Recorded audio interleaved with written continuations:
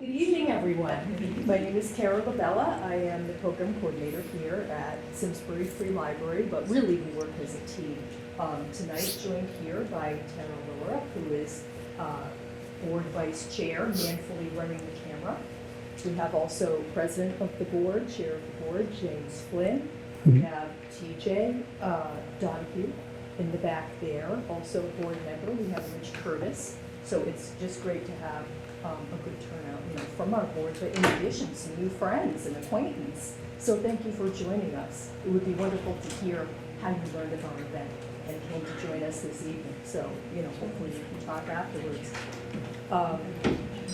So this gentleman's reputation precedes him. I don't have to say too much, but I will say a few words of introduction. Dr. Nicholas F. Bellantoni serves as the Emeritus State Archaeologist with the Yukon State Museum of Natural History and is Adjunct Associate Research Professor in the Department of Anthropology. He received his doctorate in anthropology from Yukon in 1987 and was shortly thereafter appointed State Archaeologist. His duties primarily included the preservation of archaeological sites in the state. He has been excavating for almost 40 years. Yeah, I'm not that old. He has held many prestigious field-related leadership roles at the state and the national level. His publications include Archaeology Without Digging, and So the Tomb Remained, which I have and we passed around among us before the night. Right. The Long Journey Home, The Repatriations of Henry Okuka-Haia and Albert Afraid of Hawk. All wonderful presentations. And I just have to mention, we shamelessly cornered Dr. Bellantoni when he came on a visit with his friend Carl Walter and was here to discuss with a group the Farmington Canal Project, and we recognized him. We were just relentless in our pursuit of a lecture, and he very good-humoredly and graciously conceded, and so we are very fortunate to have him tonight.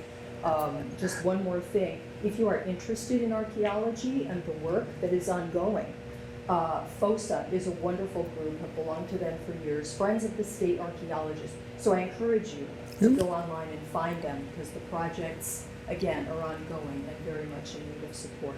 So without further ado, Dr. Bellantoni. Thank you, Tara. Go ahead.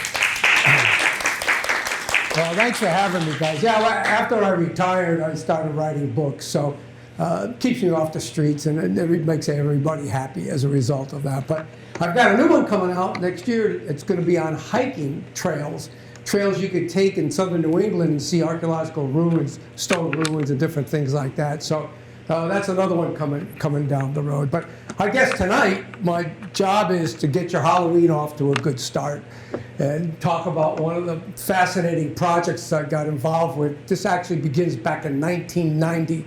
But we'll explain all that. It brought us into a thought world of vampirism, the undead, a thought world that was really going on here in New England, especially with diseases like consumption or tuberculosis, where people didn't understand transmission of diseases. One theory coming over from Europe was that the dead who died of those diseases may remain undead in their graves and hence spread the diseases to living family members.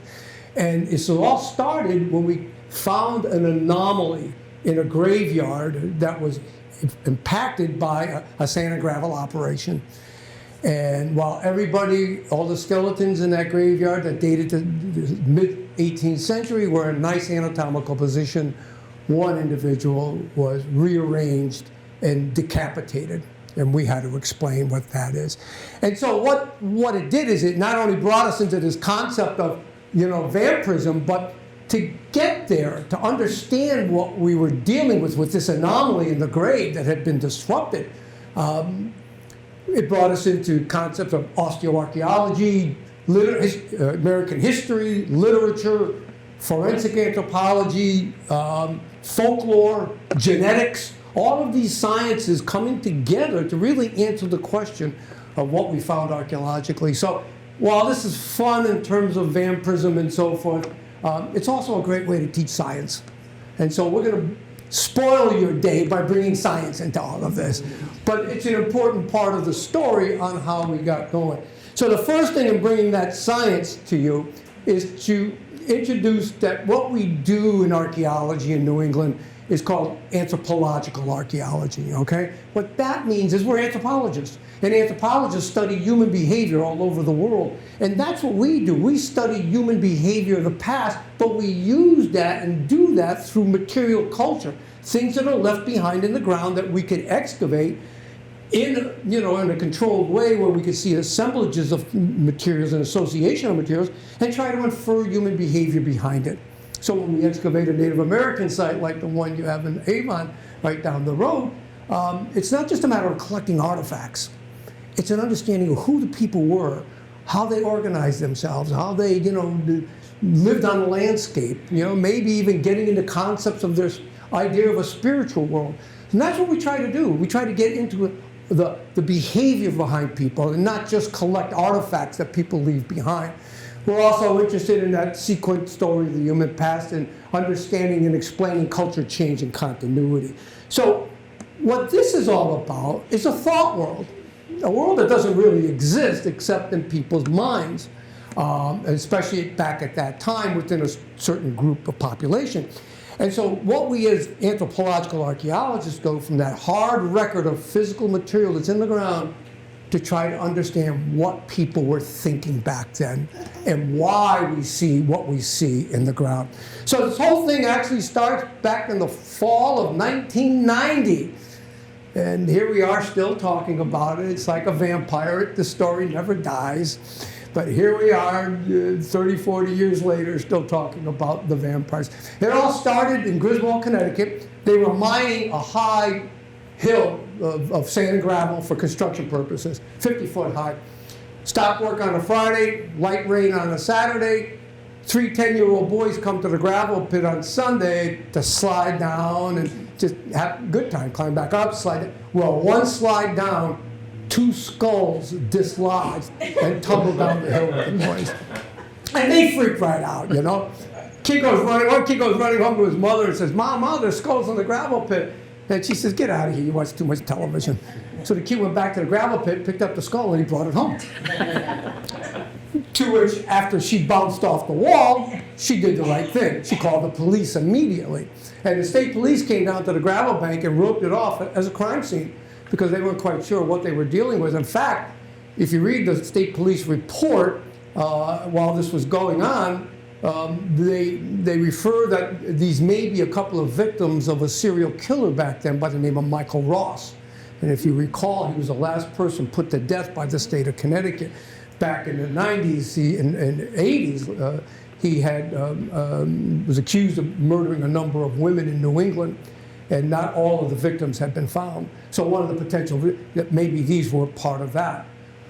But when the chief medical examiner in Farmington saw the skulls, realized that these skulls were old, that there was cortical loss, decomposition. This wasn't part of a modern criminal investigation. And that's when I got called in as the state archaeologist to assume the investigation at that point.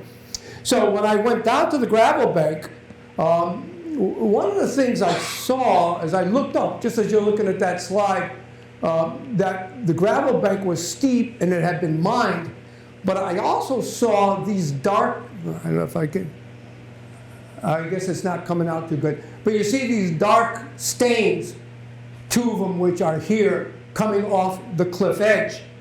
And I recognized, there were actually 6 of them, and I recognized right away what those were grave shafts, and that they had hit a first row of probably a colonial area burying ground that we had no record about.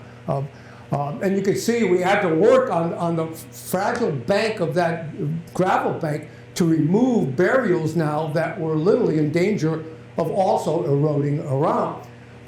So the reason that stain is there, okay, you dig a hole to bury somebody, you dig a hole, you put the coffin down, now you fill the hole, you put the dirt back in. Well, what you've done is you've mixed and modeled the various soil layers of coloration. Now they get homogenized, they get modeled, and as a result, they leave what we call a feature stain. And if you look at this, it's kind of neat. They dug those graves down right to a gravel layer. You see the layer of gravel? You know, they probably, they were digging down. They got to the gravel. They said, that's deep enough. We're not going through that. And they just laid the coffins right on the stones, okay? So people had, how deep did they bury people in those days? We have found burials as shallow as 3.5 feet. And I've talked to guys that used to dig graves by hand, and they said, 6 feet, that's a heart attack. So basically, they're much more shallow. If they hit an obstruction like that, that's it. So what we were up against, once I took control of the investigation, is that we were up against kind of a rescue operation where we had to remove these individuals from the cliff in hopefully a professional and respectful way, and do so we could do some study of the skeletal remains, the distribution of the burials and so forth, to try to figure out who these people were and something about their life.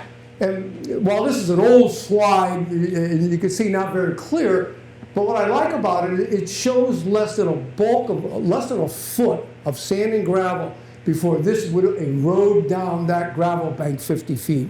And we had to it was kind of a delicate dance, if you want it, because the weight of the archaeologists on the gravel edge were contributing to the erosion as we were processing. So we had to work very carefully to get them out so that we can't figure out who these folks were.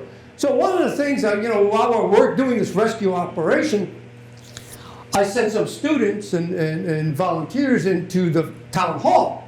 I want to know who owned the property. I wanted to go back land deeds as far as we could take it. And sure enough, we found a land deed from 1757 where Nathaniel Walton purchases the top of this hill from his neighbor, a guy by the name of Stephen Johnson, who was a sea captain. He purchases the top of the hill. It says right in the deed, for the purposes of burying his family. So here we have mid-18th century, we have the deed. What we know of the Waltons is they came to Griswold at the end of the 17th century. They farmed that land right into the early 19th century.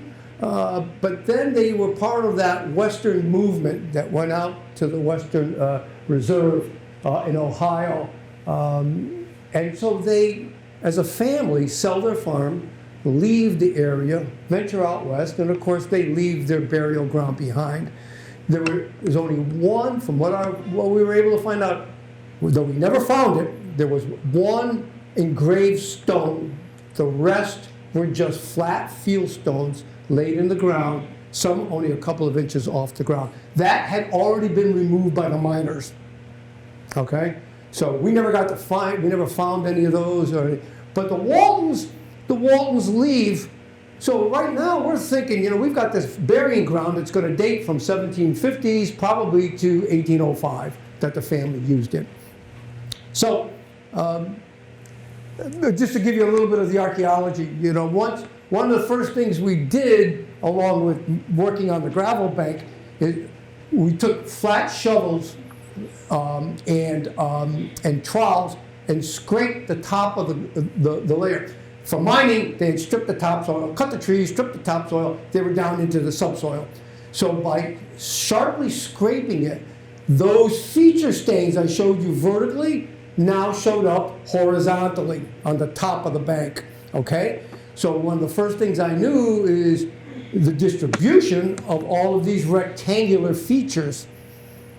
And I estimated at a point that we were dealing with 29 burials in this cemetery. So once we know where the feature is, we can excavate into the feature and then hit the coffin remains. We can come down onto the remains of the individuals themselves. Sometimes we see a darker soil when we get close to the bone if some organics have still been mended in. But basically, we work the remains very carefully. We wear surgical gloves and masks. That's not because of health issues. These kind of graves have no health issues at all. Burials in metal coffins that are open can maintain gases and pathogens. So metal coffins, when you open those, can be an issue.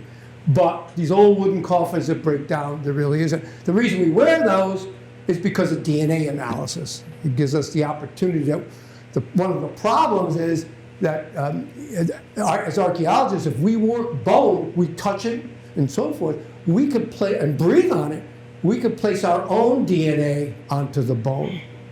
And of course, if they find out that the Waltons are from Italy, I'm in a lot of trouble.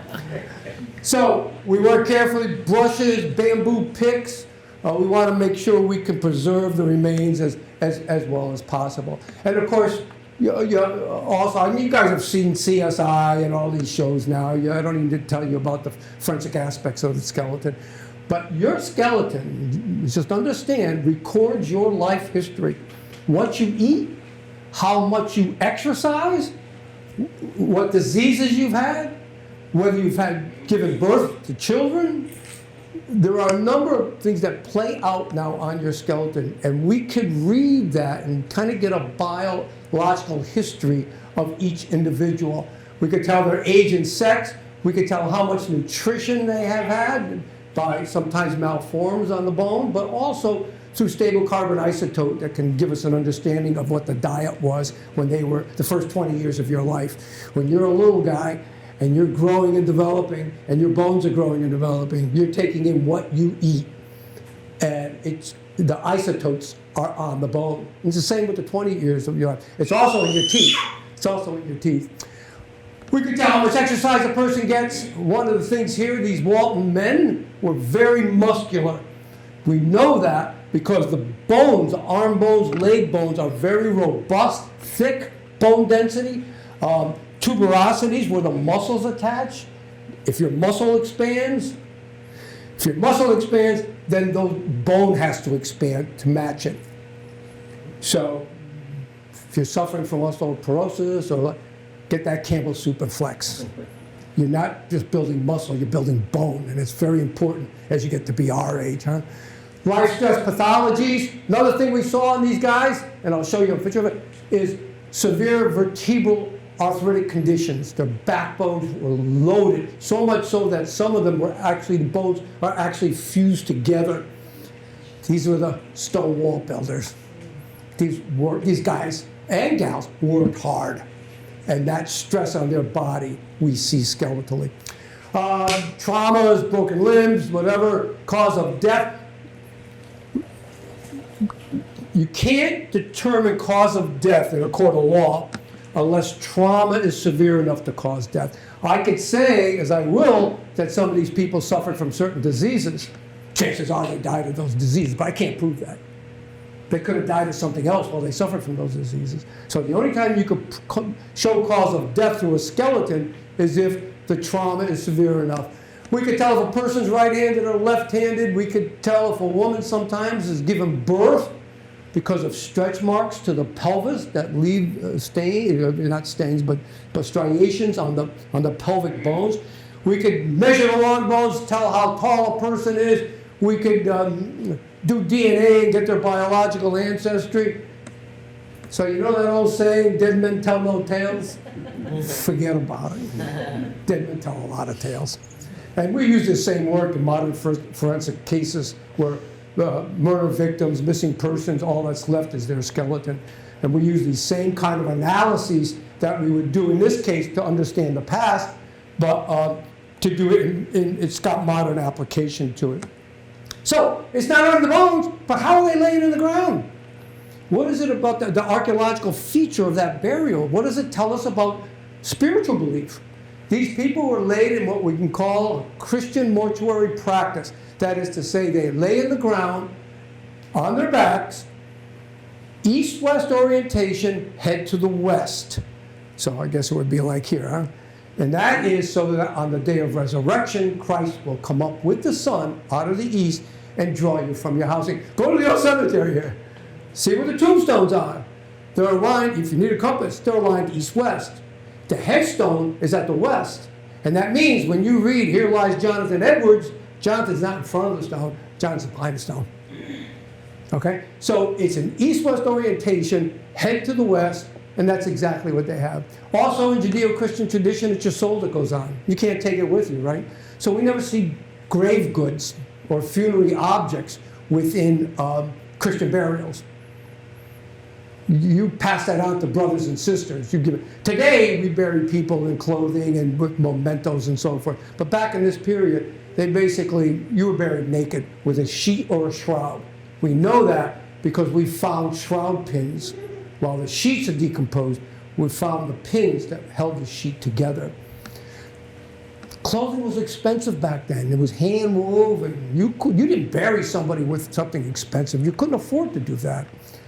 So it wasn't until, textile mills get going and clothing gets cheap,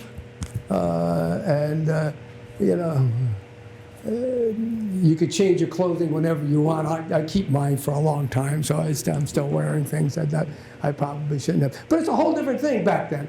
And we see that in the graves. But these are good Christians. Today, we don't put you in East West anymore.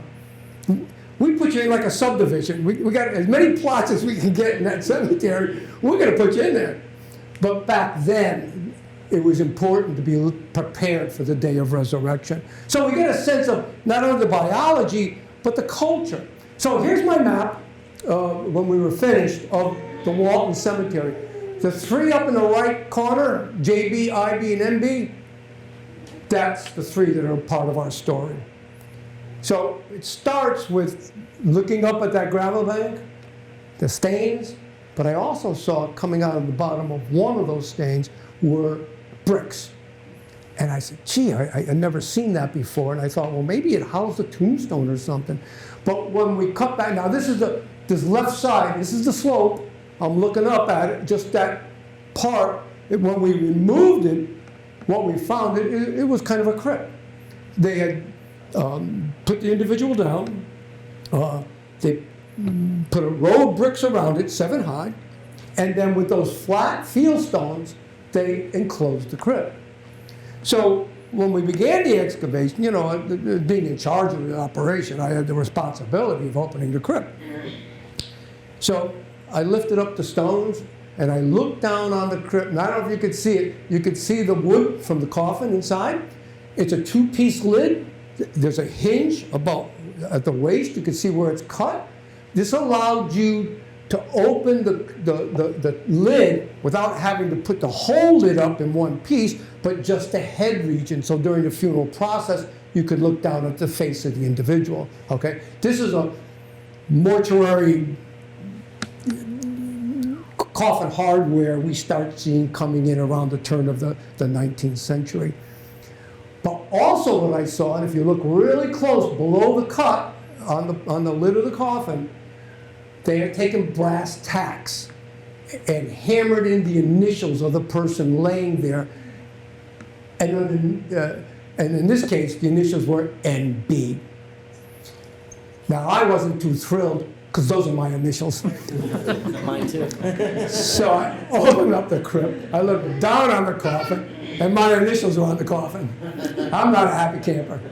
And underneath it is the number 13. That didn't make me happy either. But I recognized right away that the initials of the person, there's no W, there's no Walton. This is another family. I said, who's this NB? And so I had students again, we were doing some genealogical work into the Walton family. And one of the students comes back to me and he goes, I got him. I said, okay, who you got?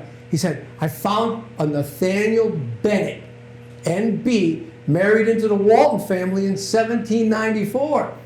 I said, really cool. Can you associate that number 13 with Nathaniel Bennett? And he said, I got that too. He said, Nathaniel Bennett dies on October 13th. And I wasn't thrilled because that's my birthday. So the only good news is when I lifted the coffin, he wasn't a short, dark Italian, and I knew it. It's not Bennett, and it's not Nathaniel Bennett. Skeletally, though, the individual is 13 years of age. But I'll show you why we rule out the Bennetts. Laying next to NB is an adult woman, IB initials 46. It's not that she's decapitated. This is one of the skulls that rolled down the hill when the boys were there. Okay, we restored that and made the identification with the post-cranial remains. But you can see her coffin is completely disintegrated, except for the area where the brass tacks were embedded.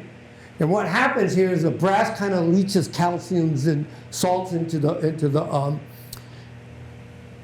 wood around it, and it preserves the organic wood. So while it wasn't very clear, it looks like it's IB either 64 or 46. But that's the only portion that survives.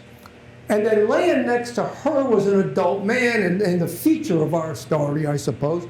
And on his coffin lid were the initials JB55. And it turns out he is an adult male who would have died at 55 years of age based on this. So I saw bricks. I also saw flat field stones coming out of that. But I recognized that right away as a stone-lined crypt because I had seen stone crypt before, but I hadn't seen bricks before this. So what they did is put the coffin down, built bricks, some bricks and flat field stones on the side, and arched the field stones, okay? So what you're seeing is part of the arch. By the time this was taken, the arch, part of the arch had been gone.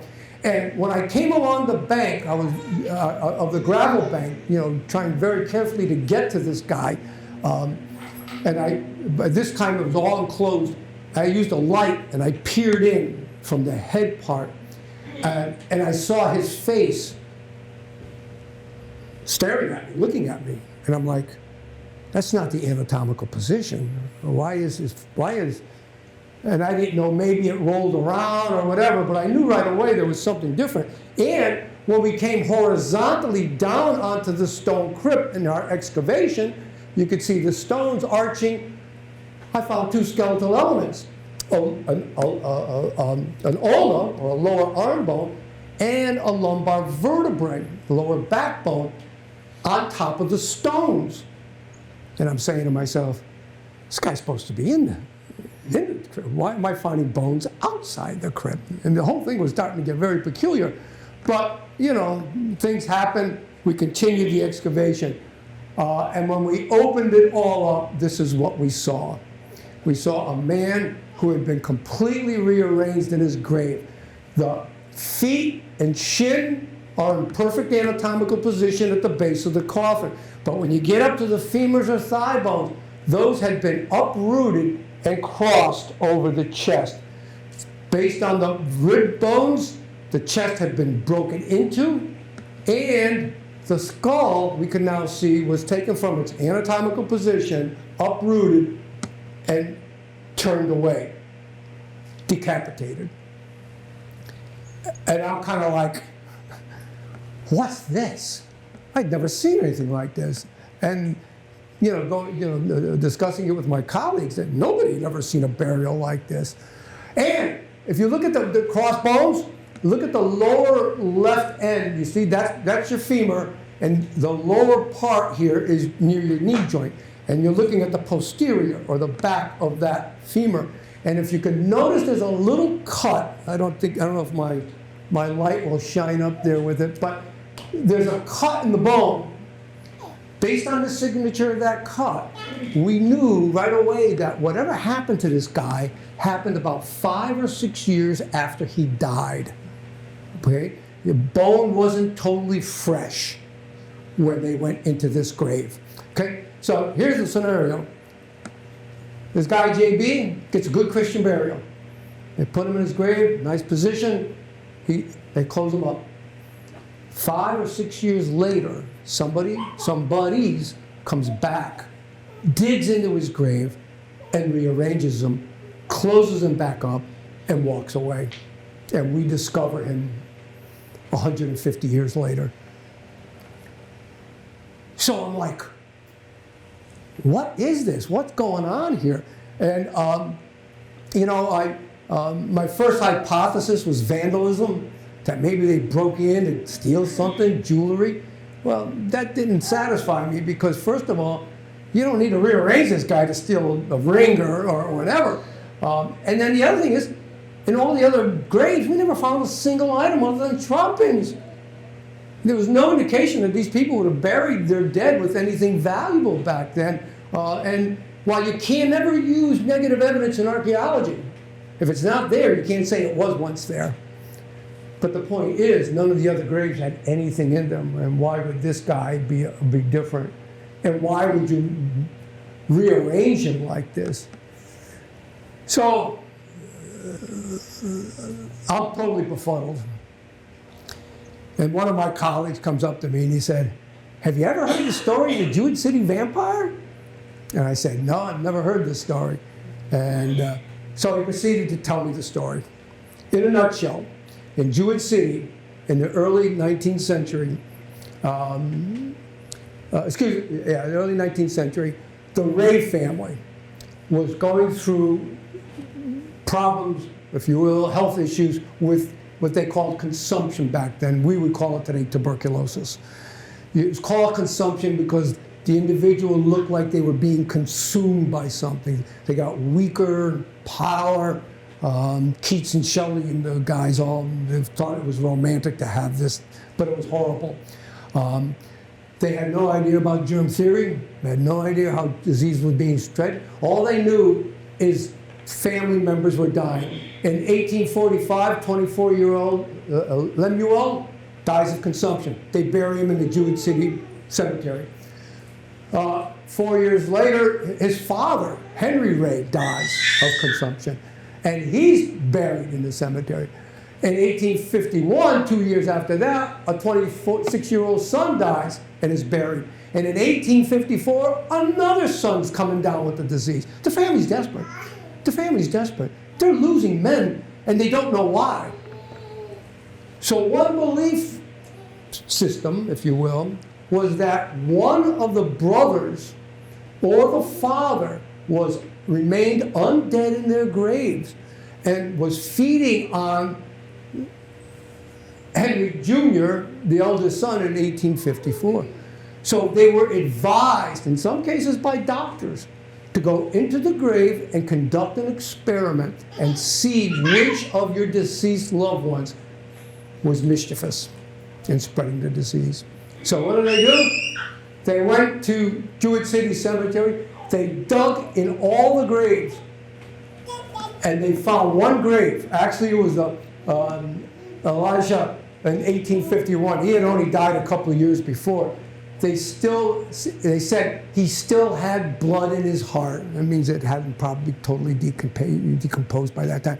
But that was their interpretation, that he was still alive in his grave. They broke open his chest. They set his whole body and his heart on fire, burned him, rearranged some of the bones, and then closed it up.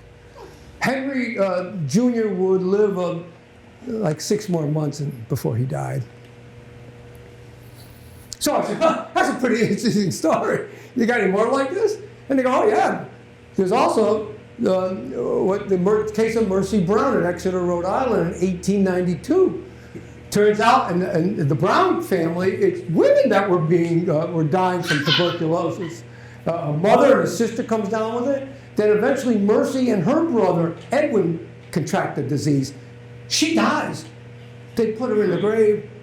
Edwin is dying, and they decide that either the mother or one of the sisters is preying on him. They go back into the grave. Mercy had only died a few weeks before, so she was still had soft tissue, and they interpreted that to mean she was alive. They removed her heart. They burned it. They actually made a potion out of it, and the brother Edwin drank the potion. Well, kind of inoculation. You take a little bit of it in.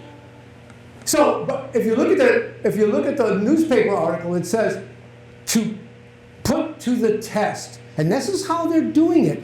They don't know who's a vampire, but they have to experiment. They have to get in the ground, conduct a test to see which one is mischievous, which one is undead, and that's how you see it referred to.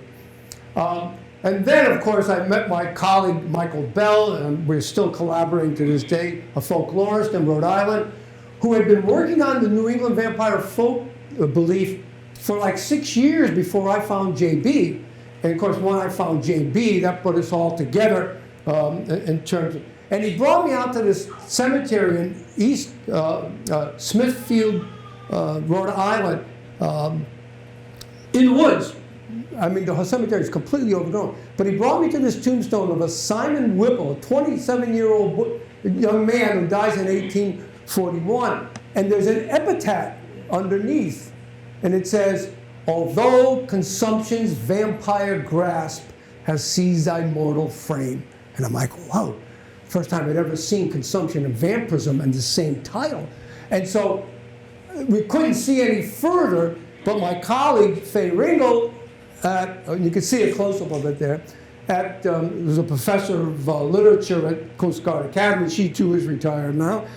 She found a book called Black Sister, poetry by Black American women from the mid-18th century into the late 20th century. And she found a poem to the memory of Horace Kimball. And it says, although consumption's vampire grasp has seized thy mortal frame, thy ardent and inspiring mind, untouched, remain the same. In other words, a vampire can kill you. He can get your body. He can get your mortal frame. But he can't take your soul. Can't take your soul. It remains. It's untouched. Your mind.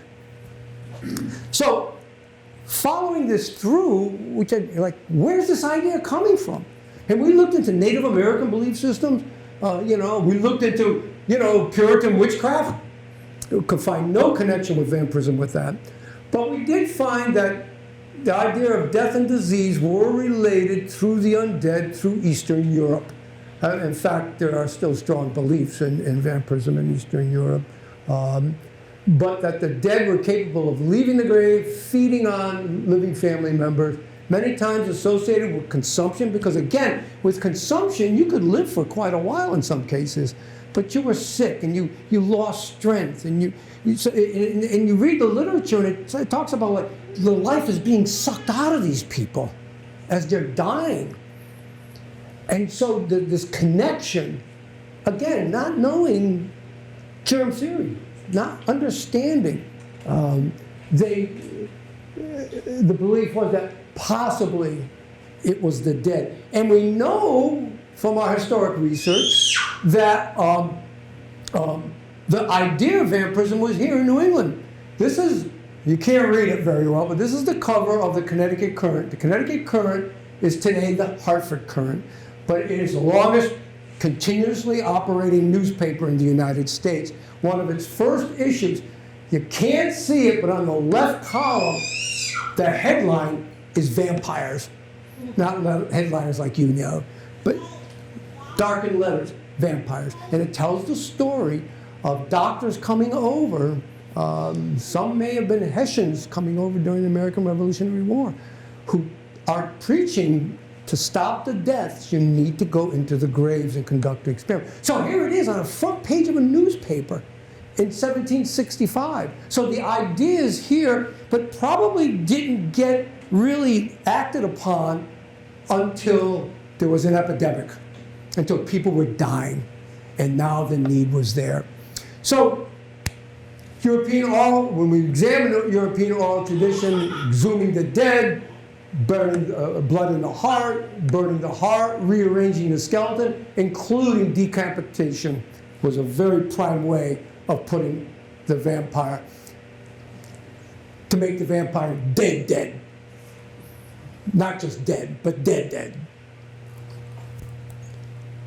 When Michael Bell was doing his research, he found like 40 cases, written historic documents, town records, family records, talking about going into the graves, okay? What we found is the first physical archaeological evidence, if the hypothesis is correct. And I say that because what we do is we can only test the hypothesis as we know it to determine if this is the behavior we're looking at, okay? I wasn't there in the 19th century, though some of my students believe that's the guy was. So the best we do is we develop what we call test implications. What do we know about the vampire folk belief based on Michael Bell's research? We know that historic accounts are primarily from 1790 to 1890, so he has found some evidence into the 20th century. In every case, they turn to be rural farming families that are doing this. We do not have a single case in an urban center throughout New England. And predominantly Western Rhode Island and Eastern Connecticut are very prominent with this. And in every case, the suspected vampire dies of tuberculosis and is accused of spreading it, leaving his grave and spreading it. And the remedy is removal of the heart and rearrangement of the grave. So with that in mind, let's look at JB. First of all, he's got a very interesting smile. Actually, he's doing pretty well for a 55-year-old in the mid-19th century. He's got a good set of teeth, actually, because these people had, diets rich in carbohydrates and sugars. None of them ever saw a specialist called a dentist. They never knew that. And many of them didn't even own toothbrushes. And I've seen skeletons of 20-year-olds that already, teeth are falling out of their mouth from periodontal disease and so forth. So if you ever, I used to tell my staff, if you ever need impetus to floss, come to my lab. We'll show you what it's going to look like. But he's a pretty rugged guy. You can look at him at profile. He's got a good brow ridge, very prominent European type of nose that we would associate, good strong jaw, the musculature in this guy is really, really pronounced. And also, if you look at his postcranial remains, again, as I mentioned before, his bones are very robust. We see here the bones on this one. This is the clavicle or collarbone on the left side. That is completely remodeled. He broke his collarbone. And the bone osteoclasts come together and form and heal, just like when you break a leg and they put it in a cast. It helps the regeneration of those new cells that give you a good leg again. So we know from what we saw in this guy, he had a broken collarbone, a broken rib, and he broke and chipped some bones in his left knee. They all healed. He survived whatever happened, but he might have fallen off a wagon, a horse, who knows back then. But he sustains these injuries on one side. And if you look at the vertebral column, not only are those bones in the back fused from severe osteoarthritic condition, but you see the body of the vertebrae, you see the lipping coming over the edge of that? That's severe arthritic condition. This guy, he had problems. He probably couldn't bend anymore, probably couldn't twist. His bones were like were fused with the arthritic condition. And, again, a good New England farmer, worked hard all his life, and it played out on his skeleton. So he's a hard-working guy, and he suffered trauma as well as diseases. But we also, by the way, when we did his stature, he was 6 feet tall. That's pretty good back then. Remember, Lincoln was our tallest president at 6'4". That's really good back in this time period. But also, we know that he suffered from tuberculosis because we found lesions on the interior of his rib. So this would be your rib that connects, this is the head of the rib that connects with your vertebral column, the inside of it, if you will, the interior that adheres to the pulmonary or the lung tissue, and that grayish-white stain there, that is very typical of tubercular victims, and you can see it very clearly here on the left ribs. This guy either had tuberculosis or some pulmonary stress that would have mimicked tuberculosis. And we know he had it for a while, because if you contract tuberculosis and you die fairly quickly, it invades your soft tissue. That's what kills you. But it doesn't necessarily invade your bone, the hard tissue. You have to have it in a chronic condition in order to see those lesions. So he not only had it, but he probably was suffering it for months and maybe even years, okay, before he finally died. But there it is. So when we look at the vampire hypothesis here, those test implications, well, he's rearranged consistent with the folks' beliefs. He's in a cemetery in rural eastern Connecticut, the hot spot of this activity. He's 2 miles from Jewett City, actually, where we had the Ray family. The coffin, based on the hardware of the coffin, was basically early to mid 19th century, so right in the time frame of the folk belief. And the real kicker was that he had tubercular lesions on his ribs. That's the kicker. The thing that was puzzling here is the dramatic rearrangement of this guy, because when we look at the historic records, they talk about minor rearrangements, but they don't talk about doing this. And so what I think happened is that they were going into JB's burial because they suspected he was undead, and they were trying to save a loved one in his family. But 5 or 6 years later, there's nothing left but bone. And they had to make a decision. Is this guy dead or not? They have no heart. They broke into the chest. They were looking for the heart. They couldn't find it. So I think what they did is, they erred on the side of conservatism. Let's just rearrange them to be sure. They rearranged them, they decapitated him, and hopefully he's dead. So that's my explanation for it, but what we saw on the ground is far more severe than we see in any of the recorded cases.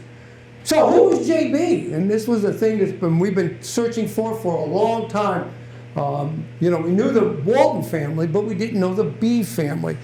And one of the problems was the historic research we did when we looked at B British names in the area of Griswold. We had Bennetts, Bishops, Browns, Burnhams, Bissells, Burtons, Barbers. No Bellantonis. We didn't come over until the 20s. But we had so many candidates. Remember, the Bennetts, if you put a gun to my head back then, I would have said it's a Bennett because they married into the family and would have used the cemetery.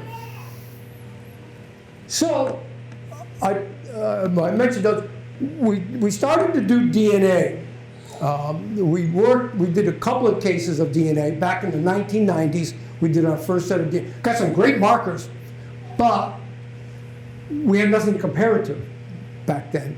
So what we were thinking of is if we found a potential family and we got a descendant, we can get their DNA and see if it matches up. But now, because all you wonderful people give your DNA to Ancestry and Smithsonian, because you give your DNA out there, it goes into a database. And as a result, we get to access that database. So our colleagues in Washington at the Armed Forces Medical Examiner's Office reran it, and the Y haplogroup came up, guy, Eastern European, no surprise there. But when we compared two results with family tree DNA, we came up both times with the name Barber. And then what we did is our researchers went in and did some historic research. We found a John Barber who died in 1845 at the age of 56 years old. He had a son, Nathan Barber, NB, who dies at the age of 13 in 1826. Now that's pretty good. Now you're going to say, wait a minute, you're a year off with the burials, with the dates of death. We're not. When you go to the cemetery here and you see the age, AE, the person's name, and you see the age, AE, written into the stone, and it says 55, it means they were in their 55th year, not their birthday, okay? In a couple of weeks, I turned 75. I finished my 75th birthday. I now will be 75. But I'm already in my 75th year. So the difference has to do with how you calculate the Latin age of. So it's really a wonderful match. The problem is, remember IB 46 or whatever? We can't find her. Turns out this John Barber marries a Hannah Green who dies at 80-something, 83, in the 1880s. She ends up, we know where she's buried. She's buried in a cemetery in Canterbury because we have a tombstone. And we have a tombstone for his daughters. So I made the assumption that that woman in the middle is the wife and mother. And if this is our guy, that's not the case. And we're still trying to figure out who she is laying next to these guys. And you can see the Hale Index of cemetery inscriptions.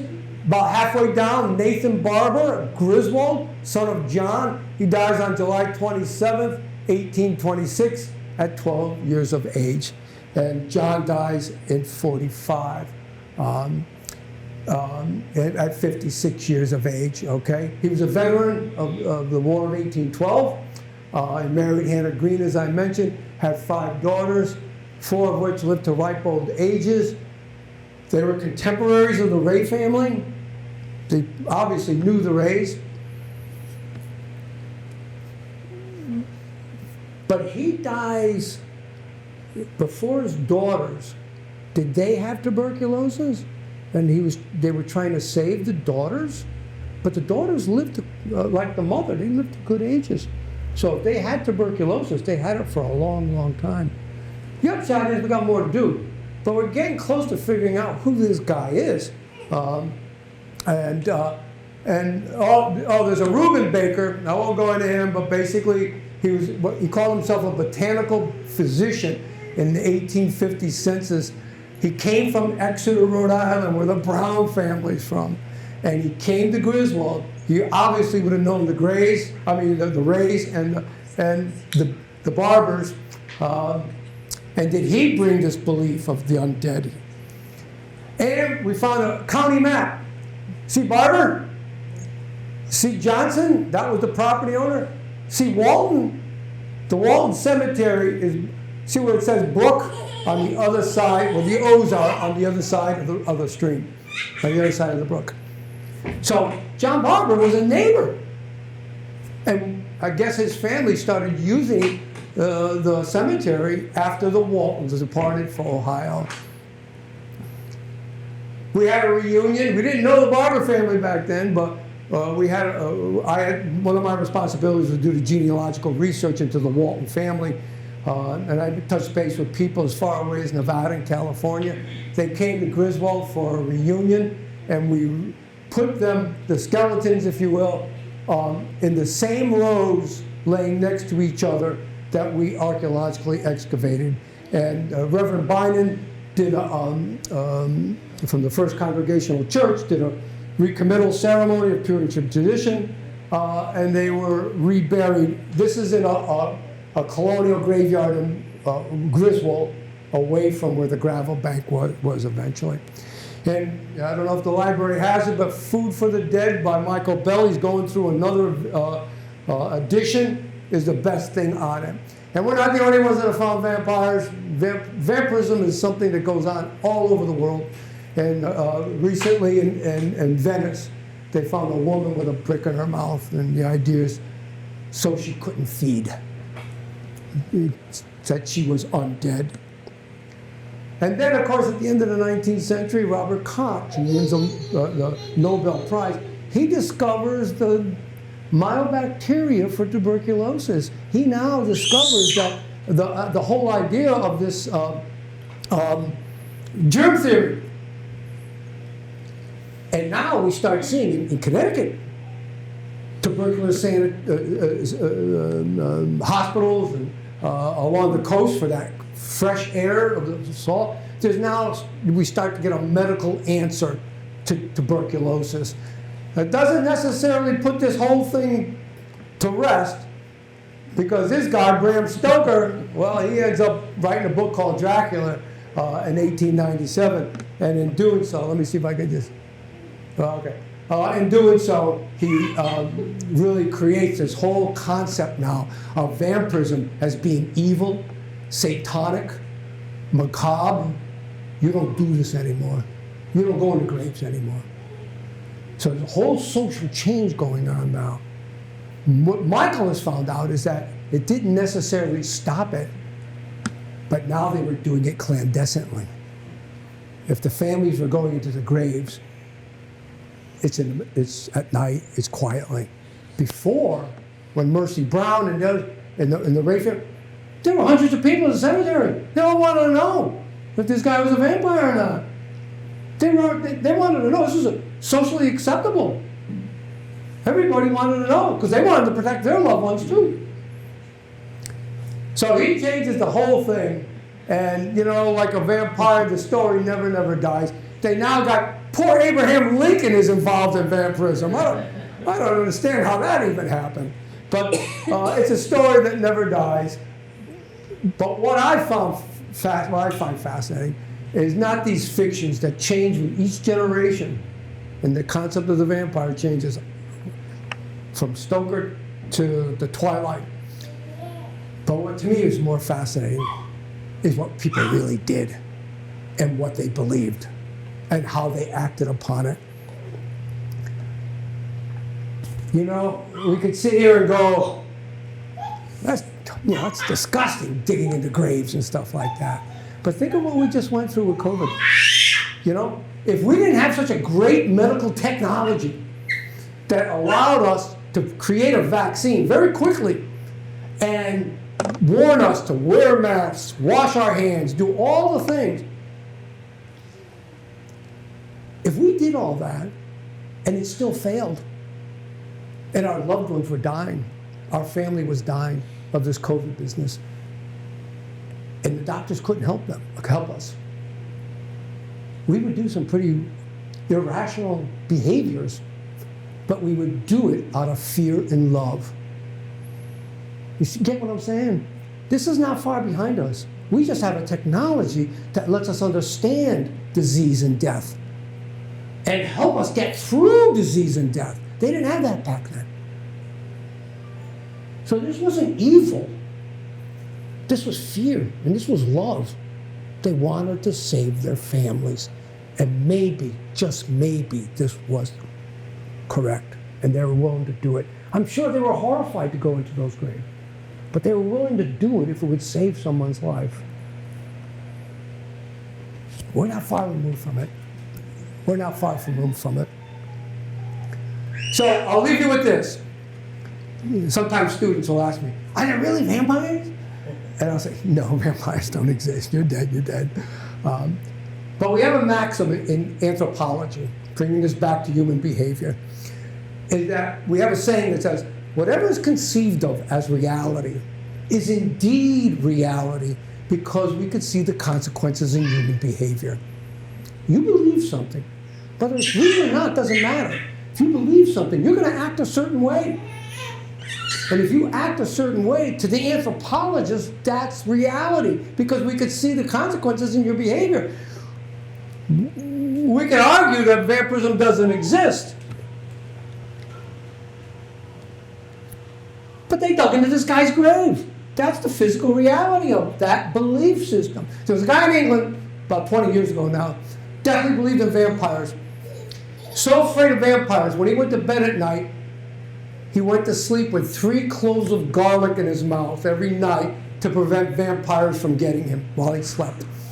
Well, one night, a clove of garlic dislodges into his esophagus and he suffocates to death. Are there vampires? They got him. They got him. Because his belief, whether it was a reality or not, is inconsequential. His belief caused the cause of action that led to his death, which is a reality. So whatever you believe, it will change your behavior.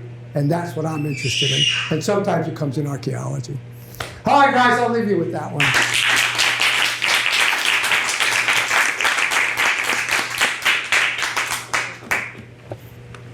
Boy, you've been patient.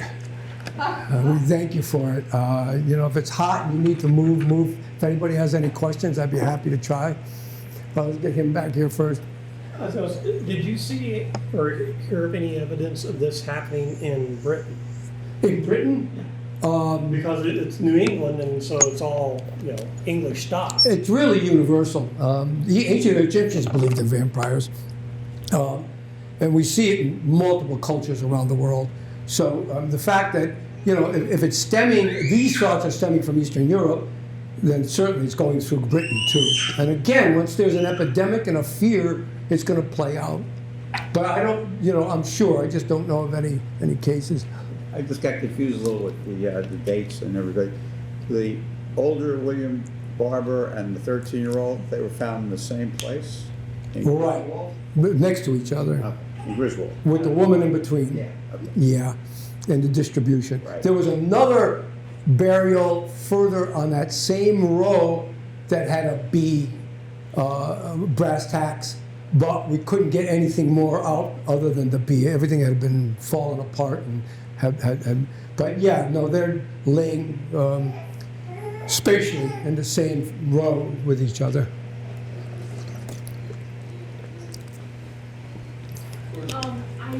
I have a question regarding, so the vampirism here in New England is basically the dead coming back from, during the day they come back and kind of suck the life force out of the living. Weird, that's in Twilight, like sucking blood out of its victim and turn other people into vampires. So how does that connect?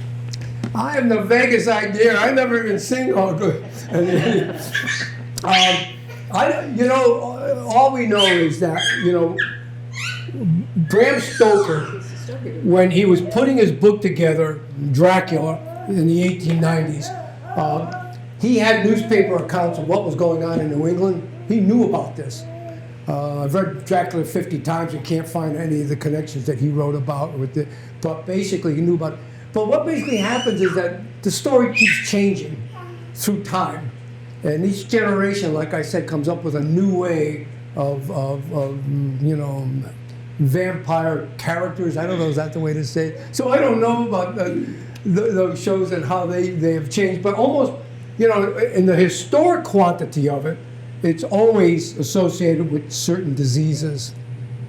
Those texts, were they just decoration for the coffins, or were they something to do with vampires? In some cases, among the very wealthy, politically and economic, upper class, they not only hammered the brass tacks of the initials, but they did decorative things on the lining, the top of the lid of the coffin, and certain designs. So we see that in very upper class socioeconomic burials. But mostly they were to give description, like a nameplate. Around 1830s, 40s, we start seeing nameplates being put on the coffins. So now you get this plate, that'll say, Dr. Pickin, 18 something, a nameplate that's placed right on the coffin lid, okay? But before that, they just arranged brass tacks into initials and so forth. So the wealthy sometimes played with designs and decorative things, but in every case we have brass tacks, there's the initials and the age of death. Different question. You characterized the wealthy. Let me get in closer to you. When you characterized them as wealthy, was Mr. Barber a wealthy farmer? Can you tell? Was he wealthy? Was he rich? Who, JB? Yeah. Oh, no. JB was, I want to probably say middle-class farmer, but probably even lower than that economically. He's a hard-working guy, owned a small farm, did his produce, probably, I don't know if he had cattle, we don't know enough about that. But no, he was not wealthy in any way. But this is, he died, if we got John Barber right, he died in 1845. By 1845, we start seeing metal coffins coming in. So he's got a good coffin, but it's not the state of the art, So he's, I'll be charitable to saying, he was probably economically middle class at the time. Hard-working farmer. You could see it in his body. All right, guys, listen. I'll be here for a little while. Come say hi if you have any more questions. And if not, have a happy Halloween.